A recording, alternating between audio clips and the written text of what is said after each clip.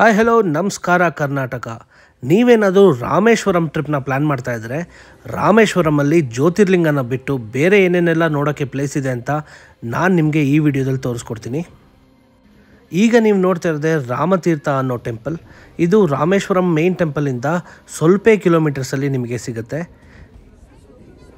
ರಾಮಾಯಣದಲ್ಲಿ ವನವಾಸದಲ್ಲಿದ್ದಂಥ ಸೀತೆನ ರಾವಣ ಅಪಹರಿಸ್ಕೊಂಡು ಹೋದ್ಮೇಲೆ ರಾಮ ಮತ್ತು ಲಕ್ಷ್ಮಣ ಸೀತೆನ ಹುಡುಕೊಂಡು ರಾಮೇಶ್ವರಂ ಕಡೆಗೆ ಬರ್ತಾರೆ. ಹನುಮಂತ ಸೀತೆನ ಹುಡುಕೊಂಡು ಲಂಕೆಗೆ ಹಾರಿದಾಗ ರಾಮ ಇದೇ ಜಾಗದಲ್ಲಿ ವಿಶ್ರಾಂತಿ ಪಡಿತಾ ಇದ್ರು ಅಂತ ಈ ಜಾಗಕ್ಕೆ ಒಂದು ಹೆಸರಿದೆ. ಈಗ ಈ ಜಾಗ ಒಂದು ದೇವಸ್ಥಾನವಾಗಿದೆ. ಈ ದೇವಸ್ಥಾನದಲ್ಲಿ ರಾಮನ ಪಾದದ ಅಚ್ಚುಗಳನ್ನ ನಾವು ನೋಡಬಹುದು. ನಮ್ಮ ದೇಶದೊಂದು ವಿಪರ್ಯಾಸ ಏನು ಅಂತಂದರೆ, ನಮ್ಮ ದೇಶದಲ್ಲಿ ನಮ್ಮ ದೇವರಾದಂಥ ರಾಮನ ಅಸ್ತಿತ್ವದ ಬಗ್ಗೆ ಕ್ವಶನ್ನ ಇನ್ನೂ ಮಾಡ್ತಾನೆ ಇದ್ದಾರೆ. ಆದರೆ ನಾವು ರಾಮೇಶ್ವರಮಿಗೆ ಬಂದರೆ ರಾಮಾಯಣದಲ್ಲಿ ಬರುವಂಥ ಎಲ್ಲ ಕಥೆಗಳಿಗೆ ಪೂರಕವಾಗಿರುವಂಥ ಸಾಕ್ಷಿಗಳನ್ನ ನಾವು ನೋಡ್ಬೋದು. पूरा में डैमेज एरिया ये धनुषकोडी स्पॉट है. मंदिर ना कुछ नहीं है. मंदिर के उसके बाद रामेश्वर में फ्लोटिंग स्टोन पंचमुखी है के उसके बाद अभी कुछ नहीं है. वो प्रॉब्लम है. सी फूड लगेगा उसके बाद में मंदिर का छोड़ नहीं है. मेन मंदिर का था उसके बाद नहीं है. मेन मंदिर दर्शन हो गया ना, अभी कुछ नहीं है, प्रॉब्लम नहीं है. अभी ये साइड से इनका ನಾವು ಈಗ ಹೋಗ್ತಿರೋ ಜಾಗನೇ ಧನುಷ್ಕೋಡಿ. ಧನುಷ್ಕೋಡಿಲಿ ಮುಂಚೆ ನೋಡೋದಕ್ಕೆ ಅಂತ ಸುಮಾರು ಪ್ಲೇಸ್ಗಳಿತ್ತು. ಆದರೆ ಕೆಲವು ವರ್ಷಗಳ ಹಿಂದೆ ಬಂದಂಥ ಸೈಕ್ಲೋನ್ಗೆ ಇಡೀ ಧನುಷ್ಕೋಡಿನೇ ಮುಚ್ಚೋಗಿದೆ.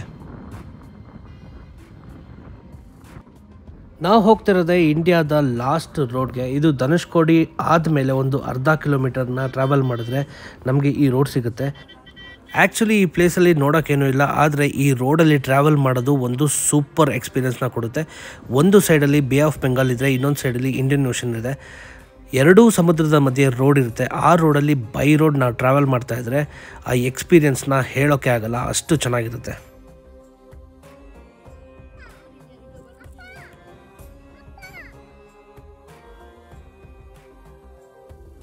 ಸೈಕ್ಲೋನ್ಗೂ ಮುಂಚೆ ನಾವೇನಾದರೂ ಈ ರೋಡ್ ಎಂಡಲ್ಲಿ ನಿಂತ್ಕೊಂಡು ಸಮುದ್ರದ ಹತ್ರ ನೋಡಿದ್ರೆ ರಾಮ ಸೇತುವೆ ಸ್ಟಾರ್ಟ್ ಆಗುವಂಥ ಜಾಗನ ನೋಡ್ಬೋದಿತ್ತು.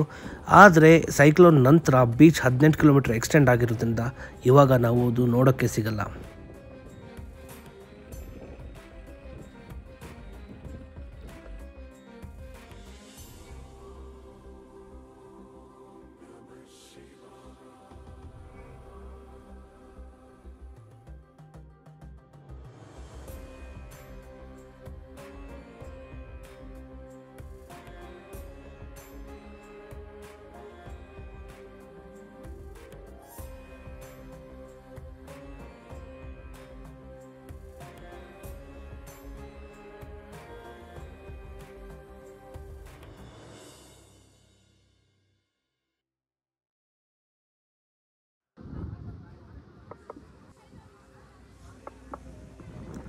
ಈಗ ನೀವು ನೋಡ್ತಾ ಇರೋದೇ ಇಂಡಿಯಾದ last ರೋಡ್ನ last stage.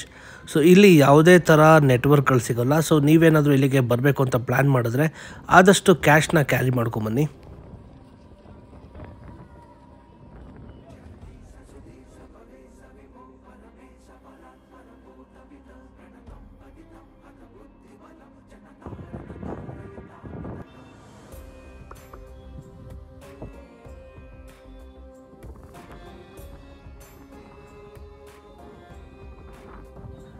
Beach road ತುಂಬಾ ನಮಗೆ ಸೀ ಫುಡ್ ರೆಸ್ಟೋರೆಂಟ್ ಸಿಗುತ್ತೆ. ಆದರೆ ನಮ್ಮ ಕ್ಯಾಬ್ ಡ್ರೈವರ್ ಪರ್ಸ್ನಲಿ ರೆಕಮೆಂಡ್ ಮಾಡಿ ಈ ಹೋಟೆಲ್ಗೆ ಕರ್ಕೊಂಡೋದ್ರು. ಇಲ್ಲಿ ನಮ್ಮ ಕಣ್ಣು ಮುಂದೆನೇ ಸ್ಕ್ವಿಡ್ ಆಗಿರ್ಬೋದು, ಪ್ರಾನ್ಸ್ ಆಗಿರ್ಬೋದು, ಎಲ್ಲ ಥರ ಮೀನುಗಳನ್ನು ಕೂಡ ಫ್ರೆಶ್ ಆಗಿ ತೆಗೆದು ನಮ್ಮ ಮುಂದೆನೇ ವೇಯ್ ಮಾಡಿ ಅದಕ್ಕೆ ಅವ್ರದ್ದೇ ಆದಂಥ ಮಸಾಲೆ ಹಾಕಿ ಮಾಡಿಕೊಡ್ತಾರೆ. ಟೇಸ್ಟ್ ಅಂತೂ ಸೂಪರ್ ಆಗಿತ್ತು.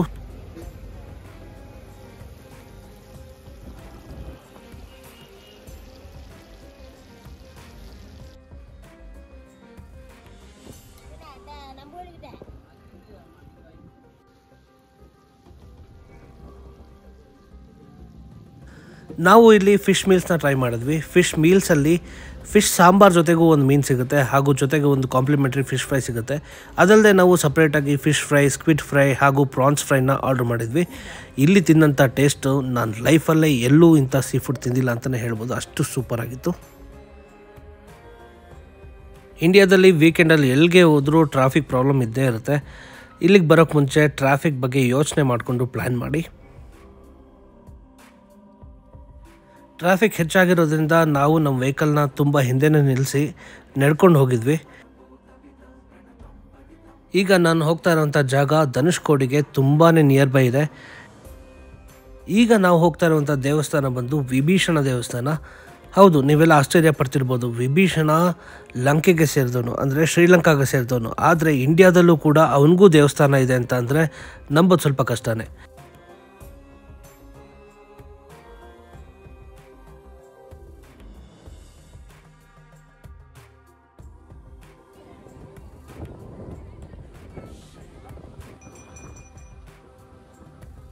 ವಿಭೀಷಣ ರಾವಣನ ಒಬ್ಬ ತಮ್ಮ.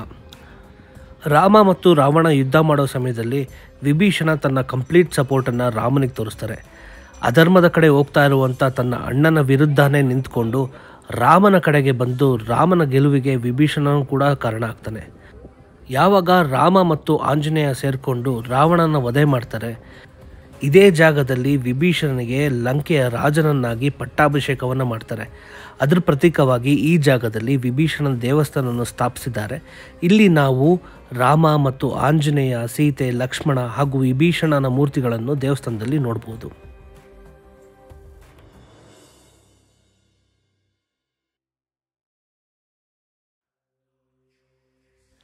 ಈಗ ನೀವು ನೋಡ್ತಾ ಇರುವಂಥ ಜಾಗ ಪಂಚಮುಖಿ ಆಂಜನೇಯನ ದೇವಸ್ಥಾನ.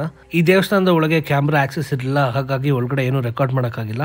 ಈ ಜಾಗದ ಒಳಗಡೆ ಉದ್ಭವವಾಗಿರುವಂಥ ಪಂಚಮುಖಿ ಆಂಜನೇಯ ಮೂರ್ತಿಯನ್ನು ನೋಡ್ಬೋದು, ಹಾಗೂ ಫ್ಲೋಟಿಂಗ್ ಸ್ಟೋನ್ನ ನಾವು ನೋಡ್ಬೋದು.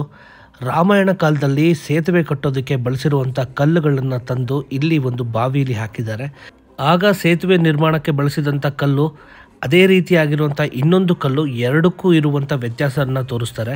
ಒಂದು ಕಲ್ಲು ನೀರಲ್ಲಿ ಮುಳುಗುತ್ತೆ, ಇನ್ನೊಂದು ಮುಳುಗಲ್ಲ. ಅದನ್ನು ನಾವು ಕಣ್ಣಾರೆ ನೋಡ್ಬೋದು.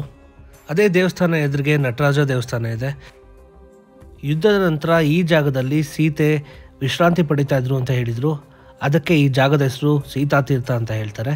ಅದ್ರ ಮುಂದೆನೇ ಲಕ್ಷ್ಮಣ ತೀರ್ಥ ಇದೆ. ಇಲ್ಲಿ ಲಕ್ಷ್ಮಣ ವಿಶ್ರಾಂತಿ ಪಡಿತಾ ನಾಗಸ್ವರೂಪಿಯಾದ ಈಶ್ವರನಿಗೆ ಇಲ್ಲಿ ಪೂಜೆಯನ್ನು ಸಲ್ಲಿಸ್ತಾ ಇದ್ರು ಅಂತ ಹೆಸರುವಾಸಿಯಾಗಿದೆ.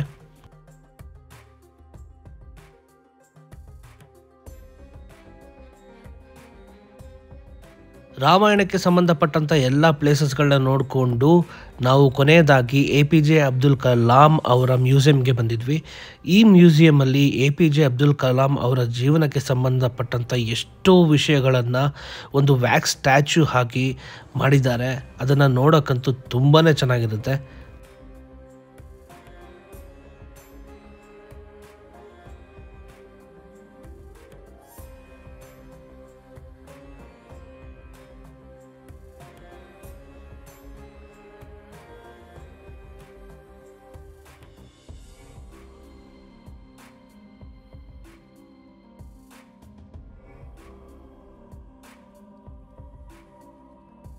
Last but not the least ಅನ್ನೋ ಹಾಗೆ ನಮ್ಮ ಟ್ರಿಪ್ನ ಕೊನೆಯ ಪ್ಲೇಸ್ ಆದಂಥ ಈ ಜಾಗ ಪಂಬನ್ ಬ್ರಿಡ್ಜ್. ಈ ಜಾಗದ ಬಗ್ಗೆ ಏನೂ ಮಾತಾಡೋಕ್ಕಾಗಲ್ಲ. We just have to feel it. ನೀವು ಈ ಜಾಗಕ್ಕೆ ಬೈ ರೋಡ್ ಬಂದರೆ ನಿಮಗೆ ಒಂದು 5 to 10 minutes ಟೈಮ್ ಸಿಗುತ್ತೆ ಅಷ್ಟೇ. ಈ ರೋಡ್ ಬ್ರಿಡ್ಜ್ ಮೇಲೆ ನಿಂತ್ಕೊಂಡು ರೈಲ್ವೆ ಬ್ರಿಡ್ಜ್ನ ನೋಡೋಕ್ಕೆ ಹಾಗೂ ಇಡೀ ಸಮುದ್ರನ ನೋಡೋದೇ ಒಂದು ಒಳ್ಳೆ ಎಕ್ಸ್ಪೀರಿಯನ್ಸ್ ಆಗಿರುತ್ತೆ.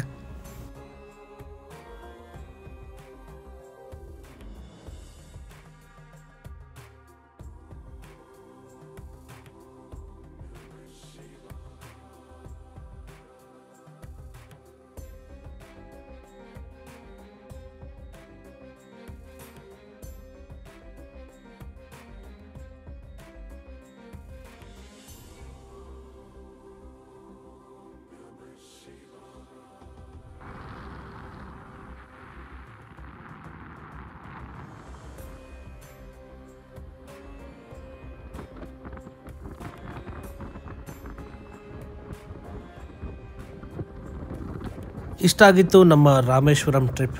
ನಿಮಗೇನಾದರೂ ಈ ವಿಡಿಯೋ ಇಷ್ಟ ಆಗಿದ್ದರೆ ಲೈಕ್ ಮಾಡಿ, ಕಮೆಂಟ್ ಮಾಡಿ, ಹಾಗೆ ಶೇರ್ ಮಾಡಿ, ಹಾಗೆ ಸಬ್ಸ್ಕ್ರೈಬ್ ಮಾಡೋದು ಮರಿಬೇಡಿ. Thanks for watching this video. Keep supporting.